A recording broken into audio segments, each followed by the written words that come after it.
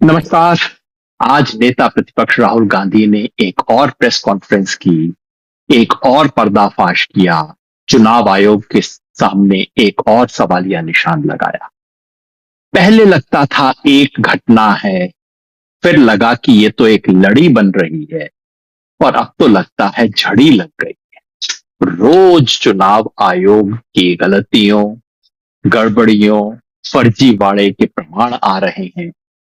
रोज पाप का घड़ा भरता जा रहा है। आज जो खुलासे किए हैं राहुल गांधी ने, ये नवीनतम खुलासे, नई तरह के खुलासे हैं। याद रखिए, एक ही आरोप बार बार अलग अलग जगह पे दोहराया नहीं जा रहा है।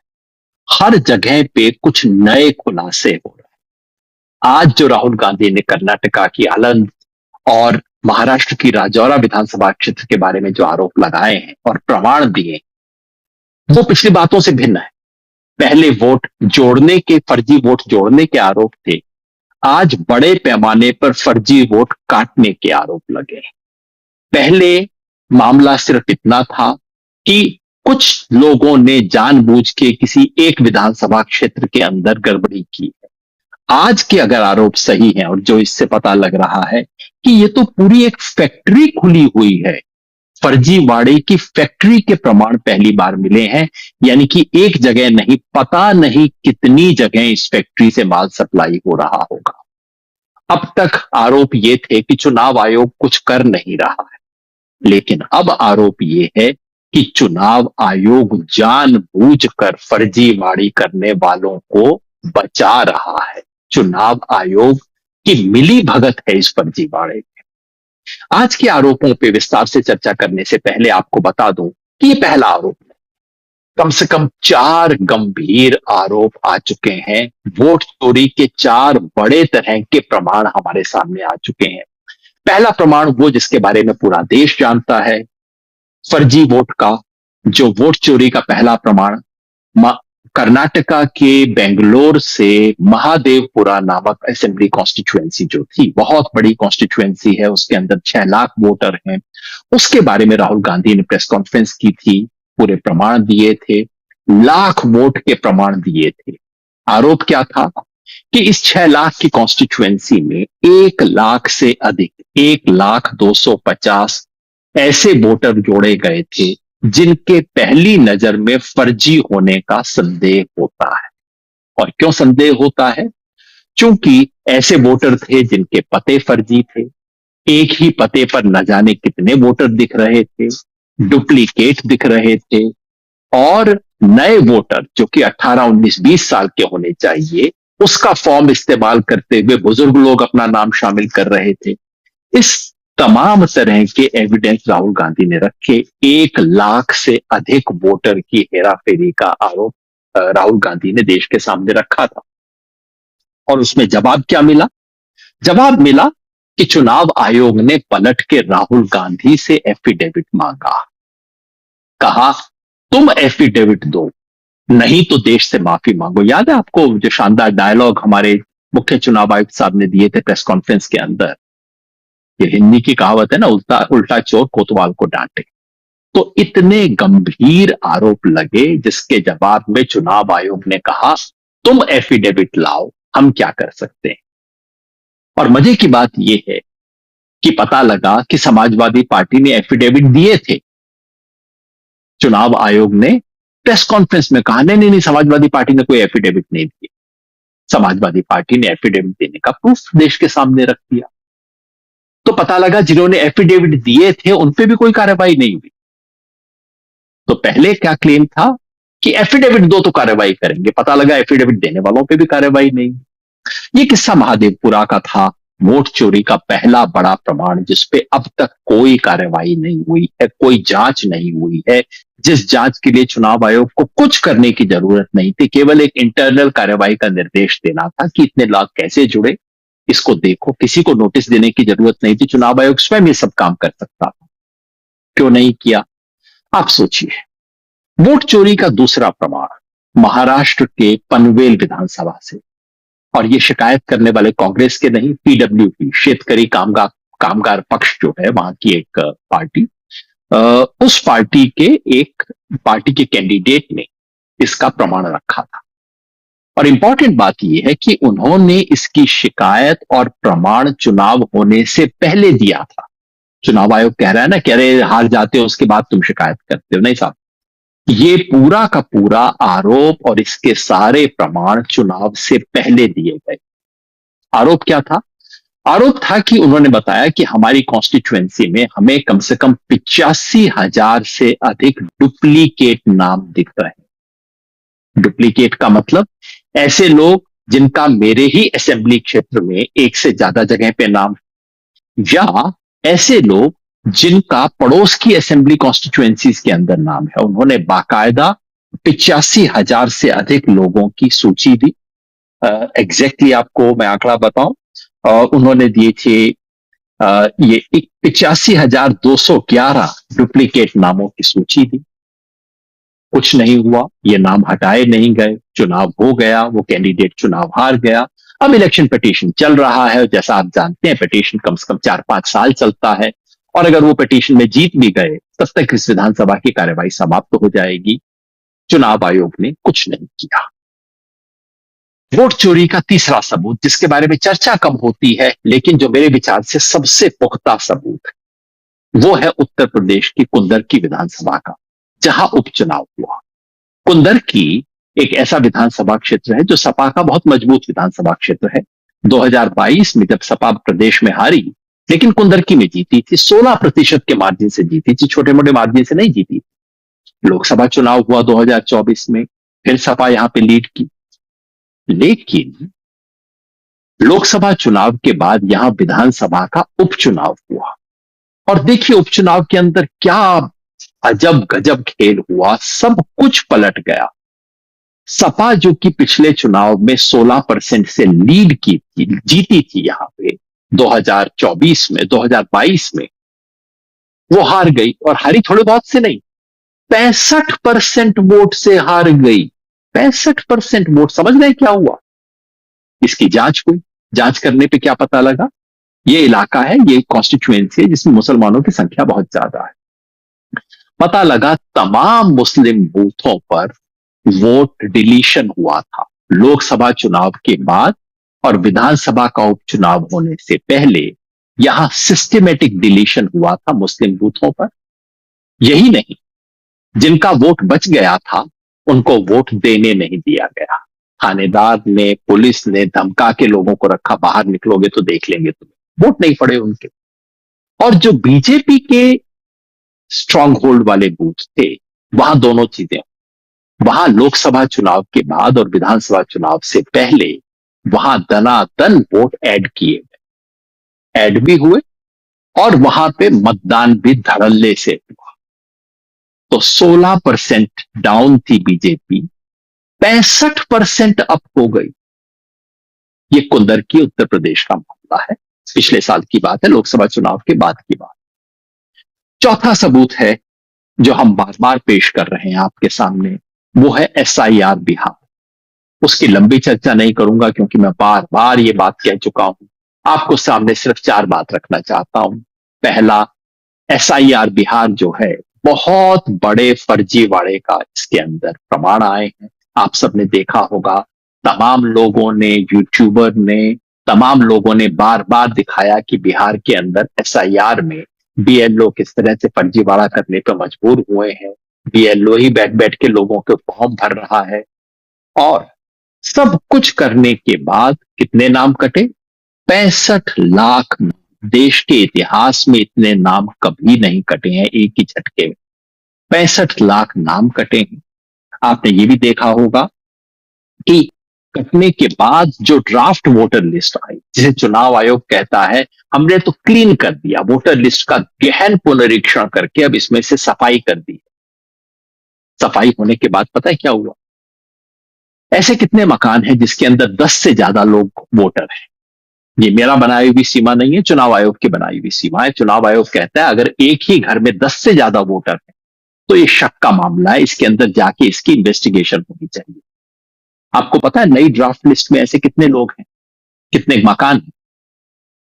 16,90,000 से ज्यादा ऐसे मकान हैं बिहार में जहां एक ही पते पर 10 से ज्यादा लोगों के नाम है। वोटर कितने हैं? 2.2 करोड़ 80 लाख के करीब वोटर है। 2 करोड़ 78 लाख शायद वोटर हैं जो कि इन जगहों पे रहते हैं। और ये तब ऐसे मकान, जाहिर है 10 से ज्यादा वोटर होने लगभग असंभव है। 10 से ज्यादा वोटर का मतलब है उस मकान में कम से कम 20-25 लोग रहते हैं। ना जांच हुई और ये आपको बताया जा रहा है कि बहुत अच्छा काम हो गया है। फिर आप देखिए, इसके बाद हमने देखा कि ऐसे कितने मकान हुए जहां जहां पे झूठे एड्रेस हैं, जहां एड्रेस दिया ही नहीं है। लाखों की संख्या के अंदर ऐसे मकान हैं। और हमने ये भी चेक किया कि जो नए वोटर जुड़ रहे हैं बिहार में एसआईआर में, इनकी आयु क्या है? महादेवपुरा के अंदर जो राहुल गांधी ने चेक किया था वो हमने इस बार चेक किया। पता लगा कि जितने नए वोटर जुड़ रहे हैं उनमें से सिर्फ 1/4 ऐसे हैं जिनकी उम्र 18, 19 या 20 है, यानी कि जिन्हें होना चाहिए था। 3/4 लोग ऐसे हैं जिनको फॉर्म 6 में होना ही नहीं चाहिए, जो नए वोटर हो ही नहीं सकते हैं। क्या फर्जीवाड़ा चल रहा? हमने ऑब्जेक्शन देखे, जो लोग आपत्तियां कर रहे हैं। जाहिर है ड्राफ्ट लिस्ट आने के बाद आपत्ति हो सकती है, होती है। आपत्ति होने का क्या पता लगा? आपत्ति होने के बाद पता लगा कि ये जो आपत्ति है ये खुद वही लोग कर रहे हैं जिन्होंने अपना नाम दिया था। यानी कि वही व्यक्ति जिसने 1 महीने पहले कहा था कि आप मेरा नाम जोड़ दीजिए, वही व्यक्ति अब अपने ही नाम के विरुद्ध आपत्ति कर रहा है और कह रहा है कि आप मेरा नाम हटा दीजिए इसके अंदर से। अब आप सोचिए इसके पीछे क्या खेल होगा। साधारण आपत्ति नहीं, हमने ये भी देखा कि कुल 500 जो टोटल वोटर हैं उनमें से 58 वोटर कह रहे हैं कि आप मेरा नाम जो है इसलिए हटा दीजिए। 58% वोटर हैं जो कि खुद अपने नाम पर आपत्ति कर रहे हैं, खुद 58%, एक दो नहीं। और इन 58% में हमें 555 लोग ऐसे मिले जो कि कह रहे हैं कि मैं विदेशी हूं इसलिए आप मेरा नाम काट दीजिए। सोचिए, व्यक्ति खुद कह रहा है कि मैं विदेशी हूं, मतलब कह रहा है कि मुझे जेल में डाल दीजिए। 22 लोग ऐसे मिले जिन्होंने लिख के कहा है कि मेरी मौत हो गई है, मेरा नाम आप वोटर लिस्ट से हटा दीजिए। चुनाव आयोग ने क्या किया? चुनाव आयोग ने कहा कि यह शानदार काम हो रहा है, इस जैसा तो कुछ चीज हुई नहीं है। बहुत बड़ी उपलब्धि के रूप में चुनाव आयोग ने इसको पेश किया। अब आज का प्रमाण, ये 4 वोट चोरी के प्रमाण पहले आ चुके हैं। अब 5वीं बात जो कि आज राहुल गांधी ने पेश की। आज राहुल गांधी ने जो चीज पेश की है वो कर्नाटका की एक विधानसभा क्षेत्र है आलंद, वहां के बारे में है। ये वो विधानसभा क्षेत्र है जहां पिछली बार कांग्रेस के नेता बी आर पाटिल सिर्फ 500 वोट से हार गए। इसलिए मुझे याद है 2023 में जब हम कर्नाटका विधानसभा चुनाव के वक्त काम कर रहे थे तो सबकी निगाह आलंद विधानसभा क्षेत्र पे थी, क्योंकि इसको बिल्कुल मार्जिनल सीट माना जाता था कि बस थोड़े से वोट से इसका फैसला होने वाला है। इस सीट में एक खेल हुआ था, आज राहुल गांधी ने उसके प्रमाण दिए। ये बात 3-4 दिन से अखबारों में भी आ रही है, द हिंदू के अंदर बहुत प्रोमिनेंटली ये खबर छप चुकी है। खबर ये, मामला ये है कि चुनाव होने से जस्ट पहले 6,000 से ज्यादा वोट काटने की एप्लीकेशन आई। एप्लीकेशन कैसे आई? ऑनलाइन आई, 6,000 से ज्यादा। और ये कौन वोटर थे? 6,018 वोट काटने की अर्जी है। ये कौन वोटर थे? ये वोटर ज्यादातर उन बूथों पे थे जहां कांग्रेस ने लीड किया था, तो कांग्रेस के समर्थक वोटर थे। और हुआ ये कि वहां एक, और उसके बाद जब अर्जी आई वोट कटने की तो लोगों को नोटिस जारी हुए कि भाई तुम्हारे नाम काटने की आई है, आपका नाम क्यों ना काट दिया जाए। उनमें से ज्यादातर लोगों को तो पता भी नहीं लगा, लेकिन एक व्यक्ति को नोटिस पता लग गया, उसको मिल गया और उसने देखा कि मेरे पड़ोसी ने मेरे नाम पे ऐतराज किया है। तो वो पड़ोसी के पास पहुंच गया, भाई तेने मेरे नाम पे ऐतराज क्यों किया है? पड़ोसी ने बोला, भाई मेरा क्या मतलब, मेरे को तो पता ही नहीं किसने ऐतराज किया, मैं क्या जानता हूं। वहां से भांडा फूटना शुरू हुआ। फिर वो कैंडिडेट बी आर पाटिल के पास गए, जो कि महाराष्ट्र के एक महत्वपूर्ण नेता है, संघर्षों के साथी है, उनके पास गए और उन्हें बताया कि देखिए ये तो आया है, कुछ और लोगों का भी आया होगा क्या। फिर उन्होंने पता करना शुरू किया तो उन्हें पता लगा कि 6,000 लोगों के नाम काटने की अर्जी आई। उन्होंने तुरंत उसके विरुद्ध प्रोटेस्ट किया और वो नाम नहीं कटे, कटे नहीं है वो नाम। और बी आर पाटिल मुश्किल से 10,000 वोट से वो चुनाव जीते। मतलब कि अगर ये 6,000 वोट कट जाते तो वो चुनाव हारने की स्थिति में लगभग आ सकते। खैर, ये हुआ। इसके बाद वहां पे एफआईआर हुई, क्योंकि उन्होंने कहा कि ये तो बड़ा फर्जीवाड़ा हुआ है। बिल्कुल ठीक बात है, फर्जीवाड़ा हुआ है और फर्जीवाड़े के खिलाफ शिकायत की गई, इस पे एफआईआर दर्ज हुई। जो वहां के चुनाव अधिकारी थे उन्होंने एफआईआर दर्ज की। एफआईआर दर्ज करने के बाद उन्होंने चुनाव आयोग से, एफआईआर जब दर्ज हो गई तो पता करना है कि भाई ये कहां से आया। ऑनलाइन है। जिन लोगों के नाम से पूछा गया था, जिन लोगों के नाम से शिकायत आई थी, सब लोगों ने कहा जी हमें तो पता ही नहीं, हमने तो कोई शिकायत की नहीं, पता नहीं मेरे नाम से किसने कर दी। फोन फर्जी निकले, पीछे के पते फर्जी निकले, लेकिन ऑनलाइन हुई थी, इसका मतलब आईपी एड्रेस था। एक तरफ डायनेमिक आईपी एड्रेस आया। तो फिर जरूरत थी कि इस डायनेमिक आईपी एड्रेस के पीछे का डिवाइस क्या था, इस फाइनल आईपी डेस्टिनेशन क्या था, डिवाइस क्या था। और चूंकि ये सारा काम ओटीपी के जरिए होता है, तो ओटीपी कहां आया था, किसने उस ओटीपी को ओके किया था, ये सब जानने के लिए कर्नाटका की सीआईडी, क्योंकि तब तक वहां कांग्रेस की सरकार बन चुकी थी और सीआईडी इस काम को वो मुस्तैदी से कर रही थी, जो कि उसे करना चाहिए वैसे भी। एफआईआर था, सीआईडी का काम था। सीआईडी ने पूछा। अब इसका जवाब सिर्फ चुनाव आयोग दे सकता। और महाराष्ट्र की सीआईडी 18 बार चिट्ठी लिख चुकी है चुनाव आयोग को कि कृपया आप हमारे को ये सूचना दे दीजिए। चुनाव आयोग ये सूचना नहीं दे रहा। इसके पीछे खेल क्या है पता है। राहुल गांधी ने खुलासा किया कि ये जो तमाम जहां से ऐतराज आ रहे, ये ऐतराज करने वाले लोग थे, ये सब अपने अपने जगह की वोटर लिस्ट के नंबर 1 पे थे। क्योंकि नियम ये है कि ऐतराज वही व्यक्ति कर सकता है जो कि उसी बूथ का, बाहर का व्यक्ति ऐतराज नहीं कर सकता। तो इसमें मतलब क्या हुआ, कोई कहीं पे बैठा हुआ था, दिल्ली में, बेंगलोर में, हम नहीं जानते कहां बैठा हुआ था, उसने एक सॉफ्टवेयर बनाया और सॉफ्टवेयर में कहा कि फला फला लोगों के नाम काटने हैं और इनका बूथ पे जो भी नंबर 1 व्यक्ति है उसके नाम से इन पे ऐतराज कर दो, इनके नाम काटने की अर्जी देनी। 36 सेकंड के अंदर 2 एप्लीकेशन भरे गए, जो कि कोई इंसान कर ही नहीं सकता है। तो राहुल गांधी ने आज पहली बार यह प्रमाण दिया कि ये जो खेल हो रहा था, ये खेल किसी सॉफ्टवेयर के जरिए पीछे से खेला जा रहा था। सॉफ्टवेयर के जरिए कौन ये खेल खेल रहा था, इसका पता तभी लगेगा जब आपको डेस्टिनेशन आईपी एड्रेस पता लगेगा, जब आपको उसके पीछे का फोन नंबर पता लगेगा, ओटीपी किसको मिला, किसने उसको हैंडल किया, ये पता लगेगा, और किस डिवाइस से ये सारा काम किया गया ये पता लगेगा।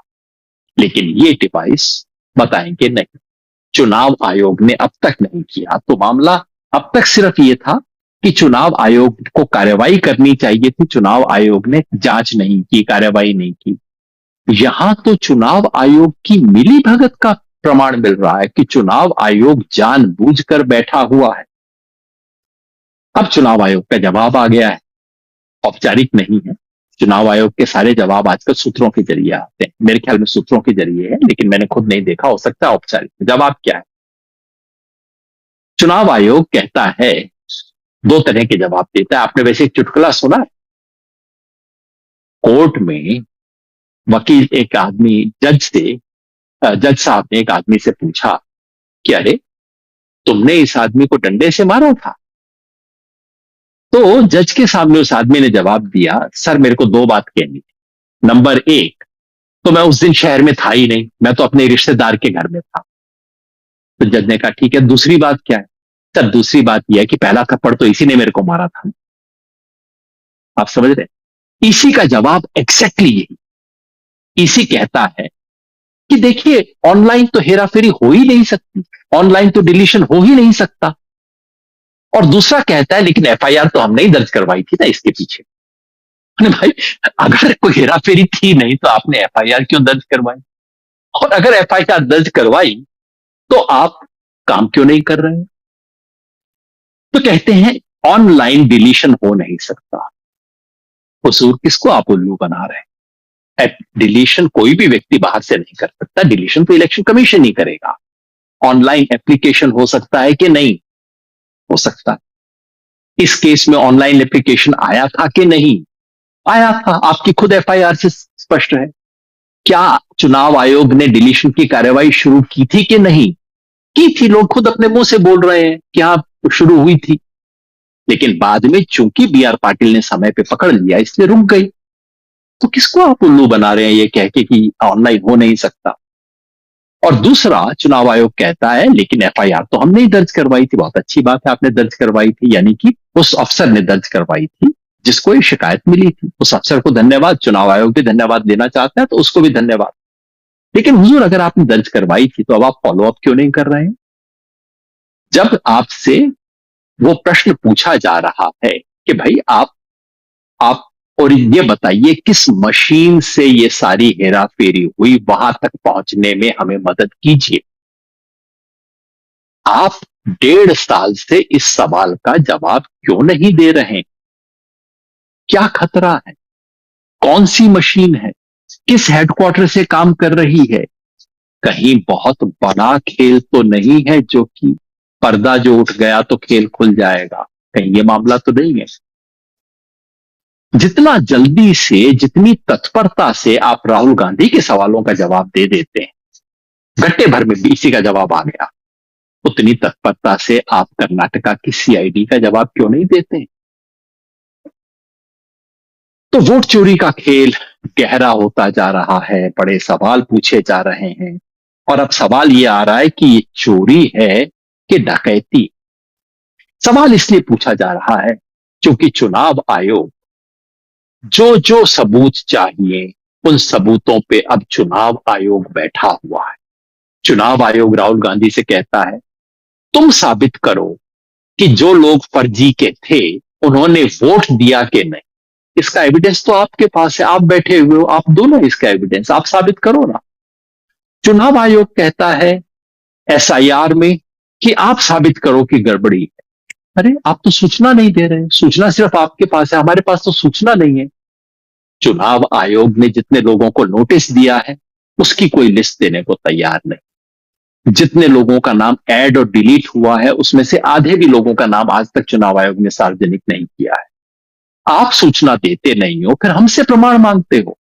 और यही नहीं, जनता को सूचना देने के जो नियम है वो नियम चुनाव आयोग बदल रहा है। पहले नियम था कि आप सीसीटीवी मांग सकते हो फुटेज, अब चुनाव आयोग ने नियम बदलवा दिया है ताकि आप मांग ना सको। ये क्या छुपाने के चक्कर? धीरे धीरे चुनाव आयोग के इस महान संवैधानिक संस्था, जो एक जमाने में पूरे देश के लोग सर उठा के देखते थे कि हां संस्था हो तो ऐसी, इस महान संस्था को की साख को आज मिट्टी में मिलाया जा रहा है। और पलट के जो लोग इसका प्रमाण देते हैं, पलट के उन पे आरोप लग रहे हैं। आज किसी बीजेपी के नेता ने कह दिया राहुल गांधी भारत में वही करवाना चाहते हैं जो कि बांग्लादेश और नेपाल में हुआ। पलट के ये नहीं पूछते हैं कि चुनाव आयोग वो काम कर रहा है जो कि बांग्लादेश के चुनाव आयोग ने किया था, जिसकी वजह से बदनाम हो गया, जिसकी वजह से वहां इंटरिम सरकार सुप्रीम कोर्ट चलाया करता था। तो उल्टा चोर कोतवाल को डांटे, ये स्थिति हो गई। लेकिन जनता देख रही है, आप देख रहे हैं, हम देख रहे हैं। और अभी तो नेता विपक्ष राहुल गांधी कहते हैं कि हाइड्रोजन बम तो उन्होंने फोड़ा ही नहीं है। पाप का घड़ा धीरे धीरे भर रहा है, हम सबको निगाह रखनी है और वोट के अपने अधिकार की रक्षा के लिए संघर्ष करना है। नमस्कार।